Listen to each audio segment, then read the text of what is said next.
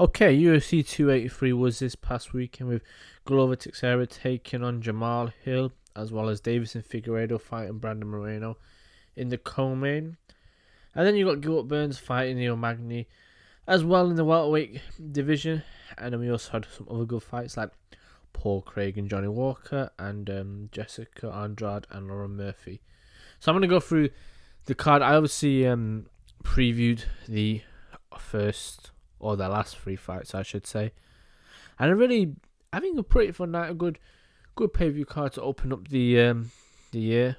All three fights more or less ended in. I mean, no, I tell a lie. The main event was a cracker. The second fight somewhat had a finish, and then the third fight had a finish. So it was pretty even, I would say, overall. The balance was pretty good. We had some good level of technical fights, some real wars. Amazing finish in the Johnny Walker and Paul Craig fight, with Johnny Walker just hammer fisting Paul Craig into oblivion. We had Jessica Andrade turn into Max Holloway for a second and landing hella significant strikes. An amazing performance from her. And yeah, some in terms of my predictions for this card, obviously I thought Burns would get it done, I thought Moreno would get it done, and I thought Jamal Hill would get it done. And they all did. Different ways though. I thought Burns would get a knockout, he got a submission. I thought Moreno would get somewhat I got the Moreno one. I'd say KO. In and around the third, and I somewhat got it right because obviously they stopped I think it was end of the third. Or was it end of the fourth? I forget. It was one of those. And obviously Jamal Hill won the decision. I thought there were so many times where he was going to get the knockout, but never did. But either way, we'll go through the whole card now. So starting off with Gilbert Burns and Neil Magny. Coming into the fight, I thought Burns was the clear sort of favourite and winner for me. Neil Magny, very good fighter, very rangy, good all round. But I always felt Burns was going to get this one. But I thought he'd get a knockout, and he was smart. What he did, he kind of opened up with the striking, went to the wrestling like I thought he would. The only thing that and it's surprising because his jiu-jitsu is very good, but he doesn't really use it that much. He's more of a guy who wants to stand and bang with you. So yeah, I'm not really much surprised. He obviously got Neil Magny down.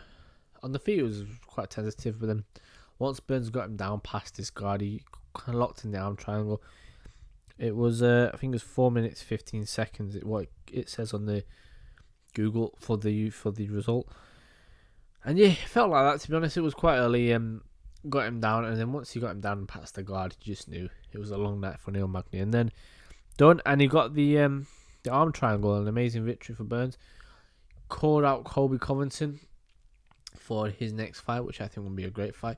He's talking about being on The Ultimate Fighter, which I think would be good. I think there's always a good story of Colby and the Brazilians for obvious reasons. I think those two on tough would be quite interesting. Colby's a bit of a villain and Burns is a nice guy, but I think you can rile Burns up a bit, so I think that'd be interesting. I don't think Colby will take it because Colby seems to be only interested in the big money fights, and if he's not fighting for the belt, I think he wants the Dustin Poiriers, obviously he fought Masvidal with people like that. Chimaev would be a good fight for him. It's a money fight, but I think Colby just looking to not cash out, but he's getting older, and I don't know. He doesn't seem to have the fire that a lot of his other contenders have. So even Burns, I think, has more fire to be a champion than he does. It seems like. So yeah, I don't know. He's very inactive though, Colby. The fact that it's a Masvidal fight the last time before. This fight, obviously, I think was supposed to be Masvidal and Burns. I think he would have done the same thing to Masvidal Burns. I think Burns is very, very good, very underrated in this division. Yeah, not really much of a surprise, like I said. And yeah, him and Colby would be a good fight. I think that's a horrible fight for Colby. I think stylistically, it's a very, very tough one. On the feet, I think Burns is a better striker. I think he's more powerful. And when it comes to the wrestling, Colby's good, but against a guy like Burns, whose jiu-jitsu is very, very, very tricky. We saw Usman struggled. And Usman and Colby have not the same, but have similarities, decent strikers and very good wrestlers. So I'd be interested to see how it goes, because Usman was able to sort of pick Burns apart on the feet, use his composure and his power kind of told in the end, whereas Colby hasn't got that. So that's why I think it's a horrible fight for Colby. And yeah, I don't think he'll take it. I'd love them to do it, but I just don't think he will. So even though, but a great fight for a good result from Burns, and yeah. Hopefully we get to see him against the number welterweight contender soon, because I think he needs these contenders now. I think Burns is very, very avoided in this division, and hopefully he gets the fights, but we'll see.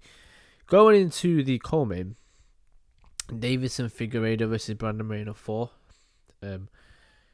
I had Moreno winning this fight. Coming into it, I thought he'd be more fresher.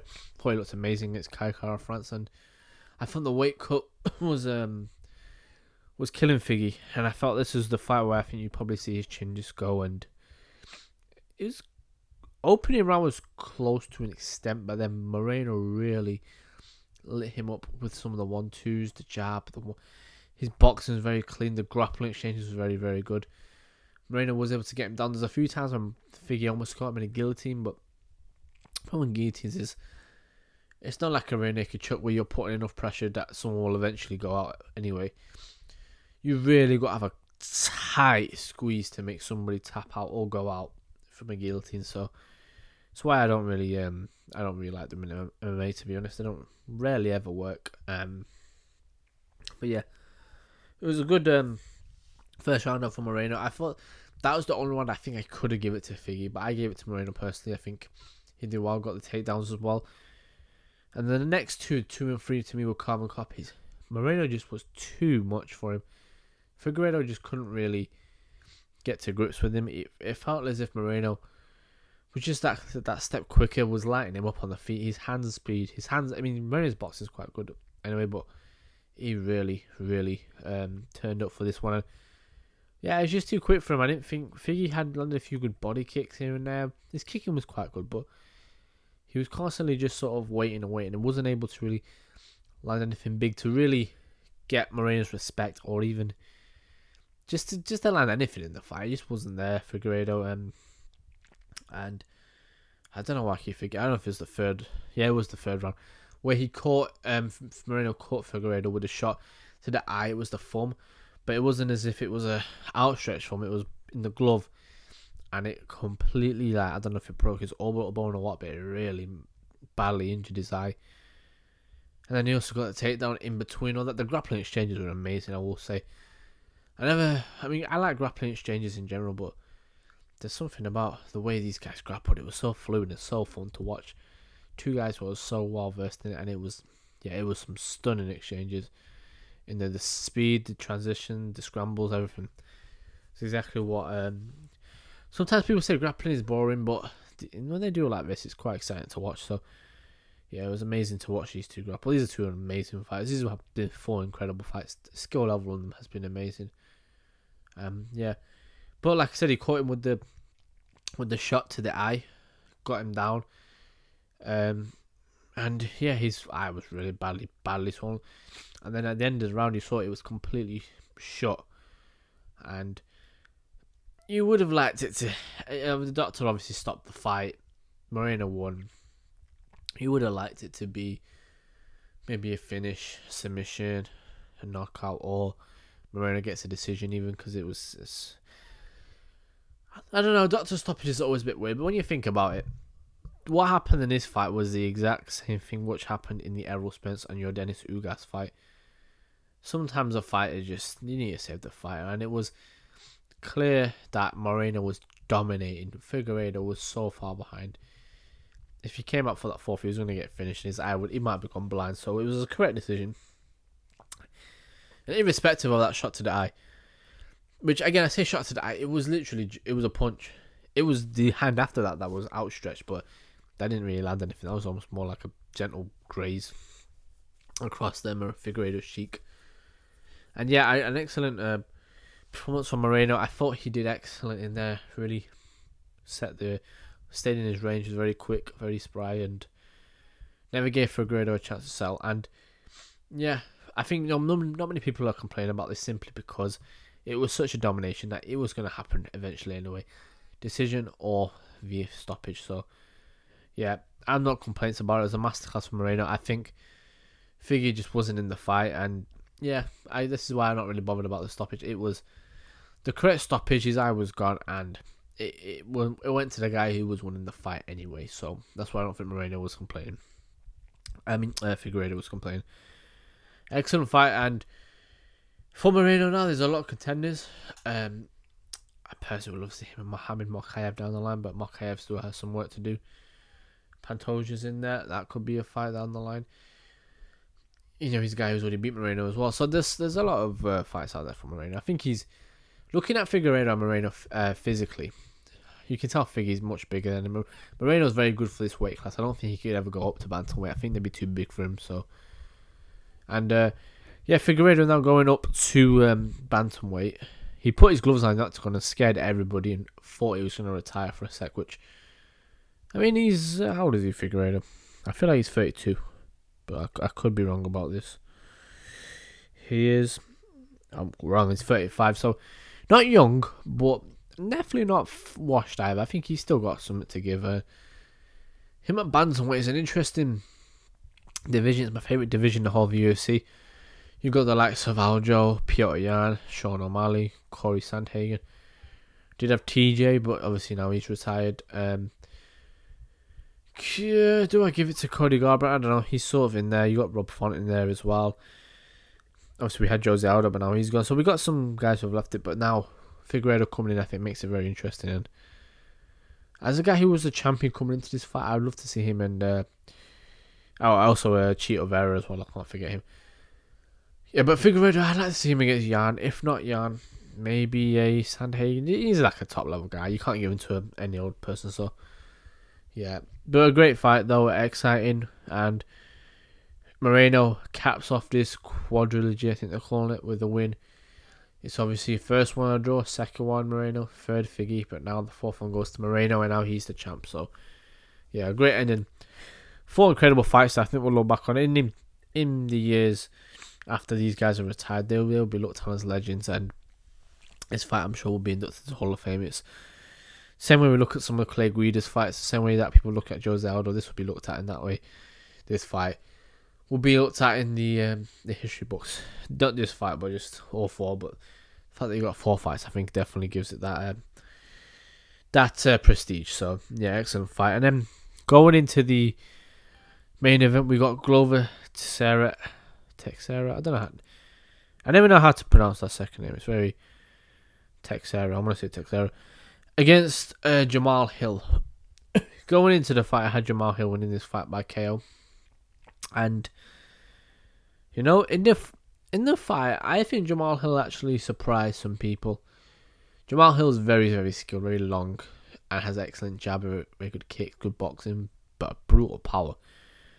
And in this fight, he actually surprised everybody. He won every round. Let's just get this twisted.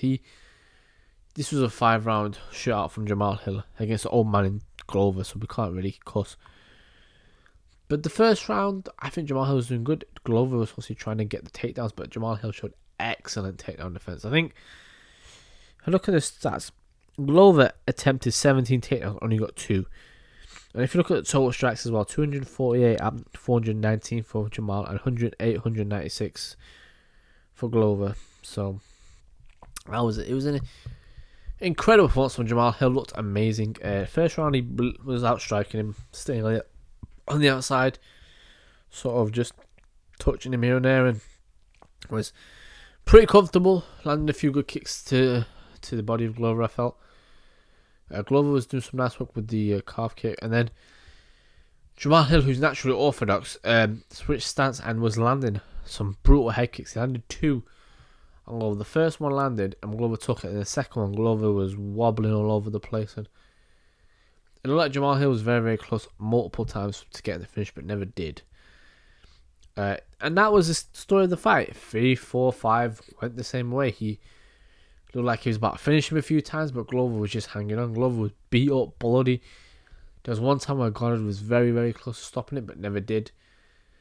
Yeah, it was a crazy fight. Glover's an absolute war.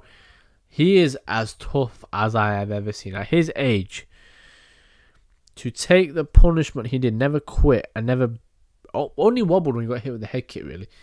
He ate a guy who is a monstrous puncher, Jamal Hill. Ate all of his shots. I mean, his fight IQ, as he's got older, has got a lot better, but so he's able to sort of ride with the punches, but an incredible fighter, Glover. And he's obviously retired now, but what a legend, man. 43 and he's still competing against these guys. I got nothing but respect. He's as Hall of Fame as I think I've seen a fight in recent years. Absolute warrior. Talk about possibly coaching Alex Pereira to fight Jamal Hill, that would be an amazing fight. However, an amazing fight performance from Jamal Hill though, and there was, like I said, a few times it looked like he was really going to get Glover out there. Glover had like 5 cuts on his face that really looked bloodied up. The referees and the doctors both looked at him at points and asked if he could continue, and he was fine. So, an absolute worry. He took hella punishment in this fight, but didn't get stopped, and even got the takedown in the 5th. So I got a lot of respect for Glover. Jamal Hill very big and just outstruck him, which is too sharp for him, to be honest. It was like a young man against an old man. That's really what it was. But a very, very impressive performance from Jamal Hill, and he's now the champion. And him and Yuri Prohaska is obviously the fight that everybody wants, as he was a champ, Yuri. But after this performance, I thought Yuri would beat him, but now I'm not so sure, because Jamal Hill looked excellent in there. He was striking was very slick, stayed long, obviously has vicious power. And Yuri's not got the best defense, so it makes me think if Jamal lands a few couple, because Glover took these shots, but he was also rolling a lot and riding these punches. But if you take these flush, which Yuri often does, it's a long, long night, or in this case, it'll be a short night. So, yeah, I'm not really sure how that one will go, but an interesting fight. It was unrelated this, but I watched Jamal Hill perform, and I kind of wondered how he would do against Adesanya. I know the 2 different weight classes. Adesanya's obviously middleweight, but Adesanya will, I think, go up to light heavy eventually. And I think watching Jamal Hill, there seemed to be a similarity in the way they fight. So I would be interested to see how that one would go. But yeah, just my observation. I think Jamal Hill is a fantastic fight. Very emotional after the fight. Obviously, being the champion, you would expect it. But yeah, thankfully now we've got our champion, who I think is going to be active, and hopefully we have some order in this light heavyweight division, which has been a mess for the last year or so. So yeah, excellent night of fights though. 3 very exciting ones. The whole card was pretty solid in general. A good way to start off the year. And yeah, obviously for the UFC, they announced the Volkanovski Makhachev card. The next pay-per-view for the UFC is obviously UFC 284, which is that Makhachev Volkanovski, as well as Yair versus Josh Emmett for the interim belt. And then obviously the ones after that, we got the big one with John Jones and Cyril Gane. I'm sure they'll announce more fights on that card in due course. Sunday 5th of March, actually not that far away. And then we got UFC London with Usman and Edwards. So yeah, some excellent fights on the horizon. But yeah, just my thoughts on UFC 283. And yeah, until next time.